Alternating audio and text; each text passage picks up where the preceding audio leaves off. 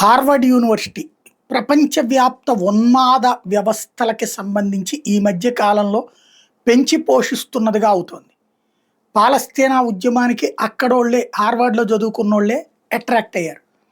అలాగే Islamic టెర్రరిజానికి attract అవుతున్నారు. ఇంకప్పుడు ఆ చదువుల వల్ల ప్రయోజనం ఏంటి అంటే, ఒకప్పుడు హార్వర్డ్ యూనివర్సిటీ నుంచి వచ్చారు అంటే మంచి బుర్రలు ఉన్నోళ్ళని. ఇప్పుడు ఇట్లా అర్ధమేధావుల్ని లేకపోతే విచిత్ర మేధావుల్ని తయారు చేస్తున్న పరిస్థితి. దీనికి కారణం Soros China funding.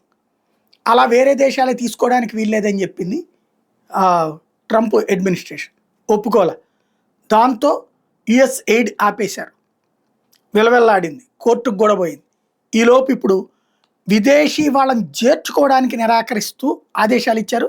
Harvard university నిధుల్లో కోత వేసిన ట్రంప్ ప్రభుత్వం తాజాగా మరో కీలక నిర్ణయం తీసుకుంది. యూనివర్సిటీలో విదేశీ విద్యార్థులను చేర్చుకోవడానికి ఉన్న అనుమతిని రద్దు చేస్తున్నారు న్యూయార్క్ టైమ్స్ పేర్కొంది. ఈ మేరకు గురువారం వర్సిటీకి అంతర్గత భద్రతా విభాగం లేఖ రాసినట్టు చెప్పింది. నిర్ణయం తక్షణం అమల్లోకి వస్తుందన్నారు. అంటే ఈ ఏడాది నుంచినే లేదు హార్వర్డ్ యూనివర్సిటీలో అడ్మిషన్స్.